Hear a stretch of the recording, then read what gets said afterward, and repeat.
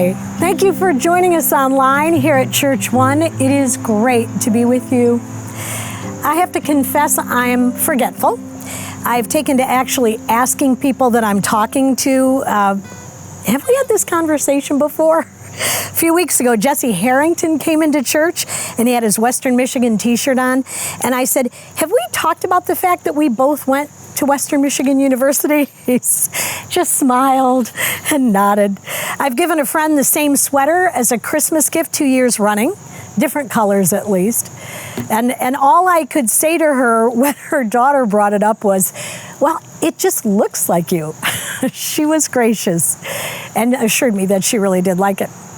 I made a pact with a good friend not too long ago that we're going to stop each other in conversation if we're telling the same story that we've told before. She has the same problem remembering. I see those Prevagen commercials on TV and I think, maybe I should take that.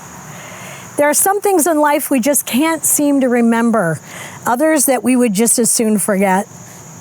Whenever I'm working on a talk for ChurchOne, I always ask God, what do you want me to remember in this moment? Because I think it's one of the reasons that we come to church. We gather together to remember His goodness, His faithfulness, His mercy, His justice, His love, and His grace.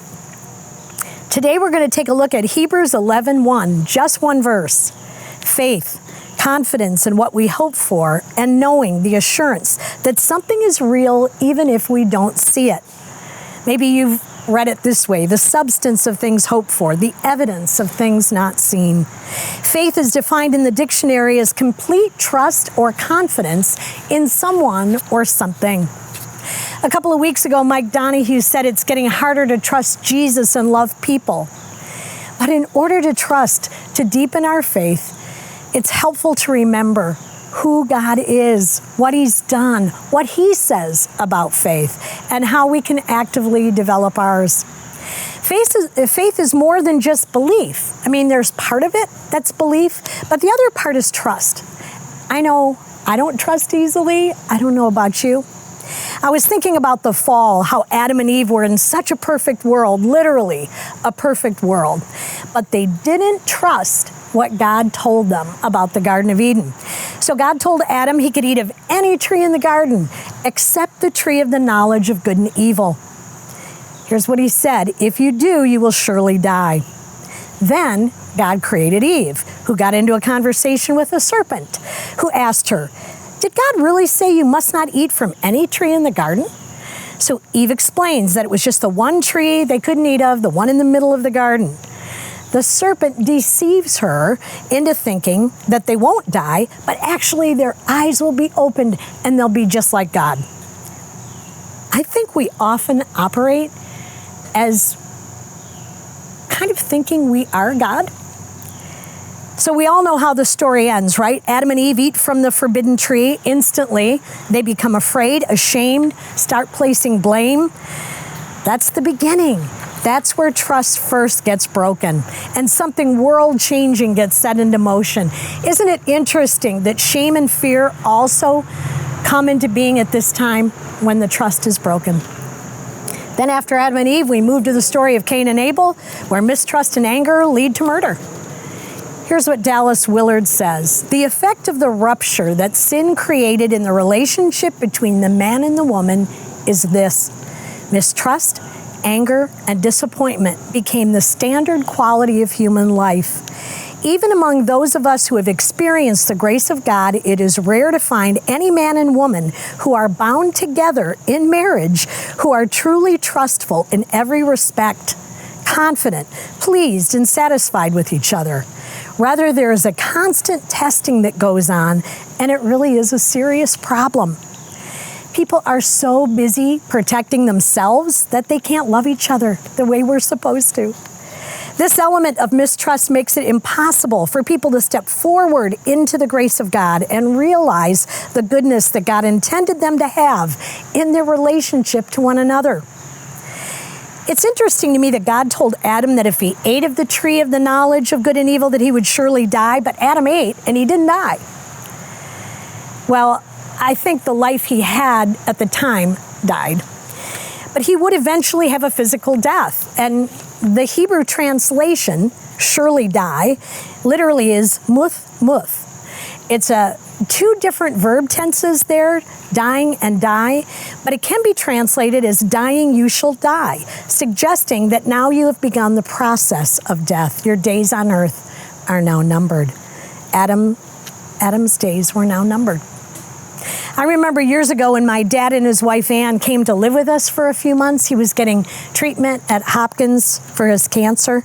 My dad was fearful. He wasn't overwhelmed with fear. His faith was strong, but he was just so convinced it wasn't his time to die. And he didn't feel ready. When he made the decision to come to Baltimore for treatment, we were on the phone, and I said to him, Dad, I have a big faith, and I know we're going to get through this. And part of that statement was true. We did get through it. My dad lived for 2 more years. He eventually did die from cancer. I think he was far more ready to die at that point. But the part that wasn't as true was me having big faith. Here's the thing. I've always believed God exists, that he's our creator. He's the essence of love, that he longs to have his love returned, that he's personal. But trust is another thing. I think I spend a lot of time feeling like I have to take care of everything in order for it to be okay. I don't think I'm superhuman, but if I was actually more trusting of God, and I wasn't so consumed with my own thoughts about what the outcome of my circumstances are going to be at any given time, I think I would be more trusting. And that's what I mean when I say we act as if we're God. What are we carrying all that for? Who do we think we are? I want to have a big faith. Maybe big isn't the right word. I want to have a genuine trust that God is who he says he is, that he cares for me as much as he's already demonstrated that he does. And I don't expect him to fix everything or give me the version of my life that I can sometimes imagine. In fact, I often end my prayers by just saying, this is if I've asked for something, I'll say, but whatever you want from me, that's what I want. James 2:19 says, you believe that there is one God. Good. Even the demons believe that, and they shudder. So it isn't enough just to believe that God is good and loves us and that he made everything. We need to trust him. And that's the kind of trust I want. Willard describes as being possible this kind of trust. I've been reading his book on Psalm 23, and I'm stealing a lot from it today because it's so good. He talks a lot about faith. He says that unbelief and belief are real forces in the world and that they're polarized, that one can take away from the other. He refers to times in his ministry where he said he didn't have faith, but someone else was blessed by his work because their faith was so strong. He goes on to say that we need to live in clear view of the cross. When we look at what Christ did for us on the cross, keep that as the center of our vision, there are not many things that are going to bother us or even matter. Realizing that Christ went willingly to the cross on our behalf because he had faith, he trusted his Father, casts a transformative life on our own sufferings. Many people have their faith lined up in such a way that they don't need to rely on God. They don't need to trust him. I'm guilty of that. They have a proper faith in terms of what they need to believe to go to heaven when they die, but they hope that God will never put him in the position of needing to actually trust him before they go to heaven. Things don't always go the way we want. Anybody who's lived enough life to remember the times when things didn't go the way they wanted knows that. It is in those moments of pain that true trust grows. When you're betrayed, abandoned, lied about, scandalized, sick with a fatal disease, when your finances are going down the drain, your relationships have broken, when you have nowhere else to turn except to God, you turn to him, and your faith of desperation will meet his fullness. Because when your whole world is crumbling, what is left is his kingdom, and that cannot be shaken. Job had strong faith. He cursed the day he was born, but he never cursed God. Even though he lost everything, his family, his wealth, his health, what made the difference for Job was that he hung in there until his faith of desperation carried him to the point where God showed up in a whirlwind. And after seeing God, he was literally silenced. He was humbled to the point of being speechless. We cannot truly see ourselves until we see God. But as long as our eyes are fixed on ourselves, we can't see Him. We've got to focus on God to understand His sufficiency, and then we'll trust. My husband is kind. He'll often just thank me for working hard, for getting up early so many mornings, for providing opportunities for our family, and I just think that's sweet. But when I walk outside the house and I look around our home and creation and all that God has made, I can honestly say whatever space we occupy, it's not my provision, it's His provision. My favorite verse, Ecclesiastes 5:2. Do not be quick with your mouth. Do not be hasty in your heart to utter anything before God. God is in heaven. You're on earth. So let your words be few. I don't think God is going to come and visit me in a whirlwind. And it's not because I don't believe that's possible, but I just don't expect it. But you know what I wonder sometimes? I wonder if I've lowered my expectations in life in general so far in order not to be disappointed that I'm losing ground when it comes to my faith. Have you ever felt that? I heard the old Simon and Garfunkel song, I Am a Rock, on the radio the other day, and I listened to the words. I've built walls, a fortress deep and mighty, that none may ever penetrate. I have no need for friendship. Friendship causes pain. It's laughter and it's loving I disdain. I am a rock. I'm an island. Don't talk of love. I won't disturb the slumber of feelings that have died. If I never loved, I never would have cried. I'm a rock. I'm an island. I have my books and my poetry to protect me. I'm shielded in my armor, hiding in my room, safe within my womb. I touch no one, and no one touches me. I am a rock. I am an island. And a rock feels no pain, and an island never cries. That is a dark, sad COVID song. But yet there are parts that really speak to me. I don't disdain laughter, but I did ask Ed the other day if he felt as fun as he used to be, because I confessed that I didn't. I was in a meeting with my boss the other day, and she said she just wanted to go somewhere where there weren't so many people. I do think the last few years have been rough on people, mentally, physically, emotionally, and I think we're going to see the effects of that for a long time to come. Some of us have become less social, wanting to stay in places that are comfortable and safe with the people who make us feel that way. One of the reasons more people got dogs during COVID, I think, was companionship for sure. A quiet companionship. Dogs don't often disagree. They don't break trust. They don't have an opinion other than maybe I need to go outside or could you feed me? A lot of marriages didn't survive that isolated togetherness. The line, shielded in my armor, made me think about the contrast of putting up your armor or putting on the armor of God so that you can stand against, quote, the wiles of the devil, as it says in Ephesians 6, starting in verse 11, putting the belt of truth around our waist, the breastplate of righteousness, feet fitted with the readiness that comes with the gospel of peace, the shield of faith. I think if I had more faith, things would bounce off that shield. They wouldn't bother me as much. The helmet of salvation. Put on the sword of the Spirit, the word of God. Willard says that trust is where Satan and God are struggling for the soul of man. So put on all the armor so that you can stand against the darkness in the world. In 2 Corinthians 4:4, it talks about how the God of this world, the prince of darkness, has blinded the minds of unbelievers to keep them from seeing the light of the gospel of the glory of Christ, who is the very image of God. But he also, even though he's blinding unbelievers, he's discouraging and creating despair for those who do believe. 1 Peter 5:8-9, be alert and sober of mind. Your enemy, the devil, prowls around like a roaring lion looking for someone to devour. Resist him, standing firm in what? In the faith. Because you know that the family of believers throughout the world is undergoing the same kind of sufferings. In Revelation 12:9, it refers to Satan as the one who leads the whole world astray. I feel like that's where we're at. Satan can do nothing about God's unshakable kingdom directly, only through human infirmity and rebellion. And his way of doing that is to persuade and to tempt and to deceive humanity.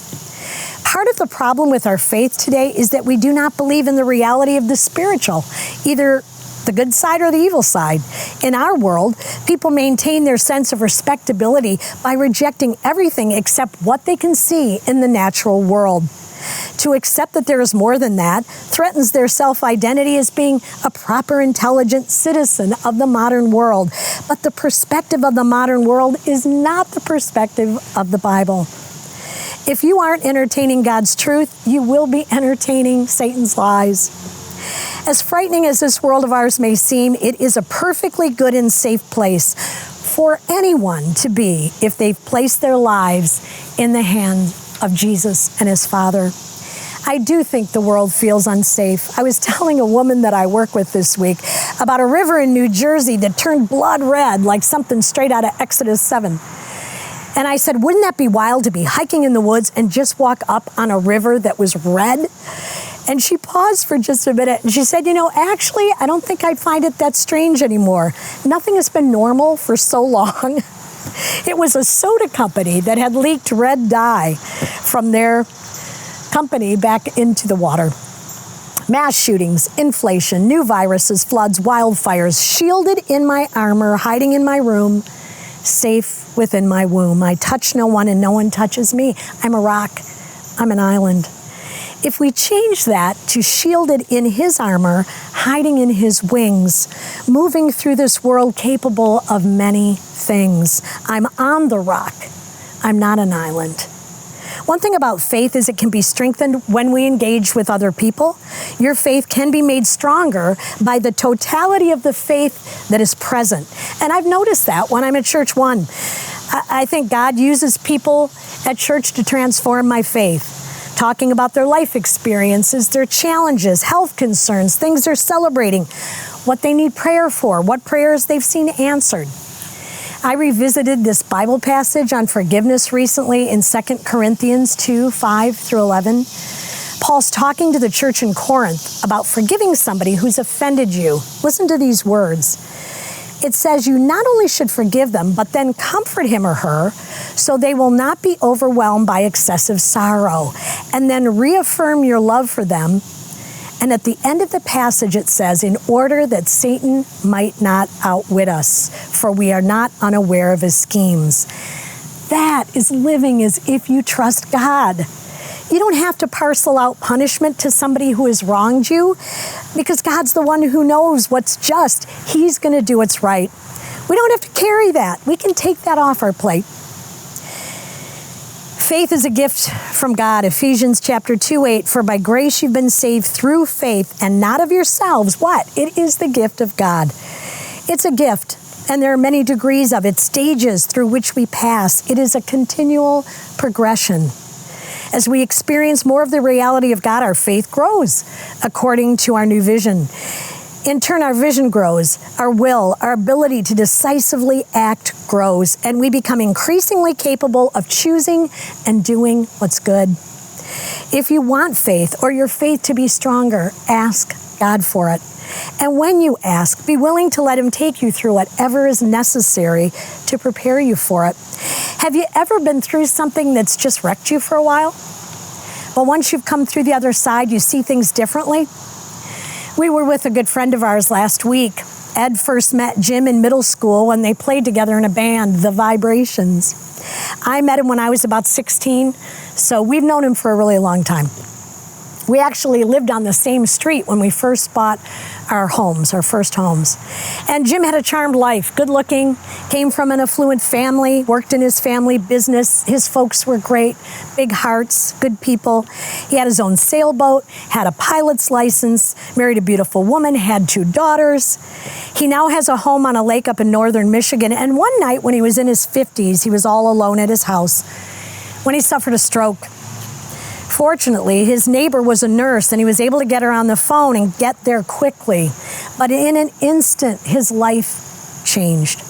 He had to relearn the most basic things, and it wasn't easy.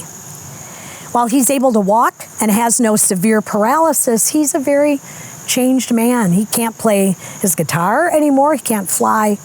He still has his boat. A year after the stroke, his wife left him. He definitely remembers that. She was actually planning to ask for a divorce right before the time the stroke happened, but she decided to wait a year. Strokes affect your brain in a lot of ways. He struggled with speech, knowing what was appropriate to say in different situations.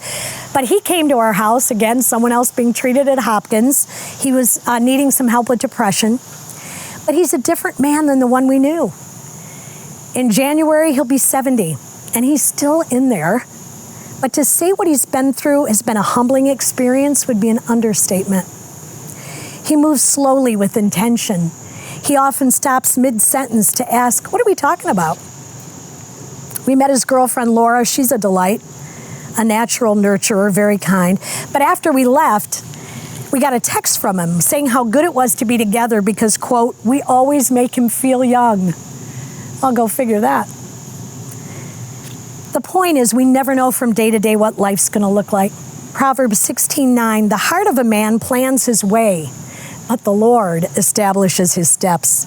Better way to say it maybe, James 4:13. Come now, you who say today or tomorrow, we're going to go to such and such a town and spend a year there, yet you do not know what tomorrow will bring. What is your life? For you are a mist that appears for a little while and then vanishes. Instead, you should say, if the Lord wills, we will live and we'll do this and that and go there. You cannot escape faith. There's no way to get through life without it. Because you know why? You have a future. You make plans for your future. And making plans involves what? Having confidence, having faith that things are going to be a certain way. Faith is tied to the future. So the question is, who are you going to trust?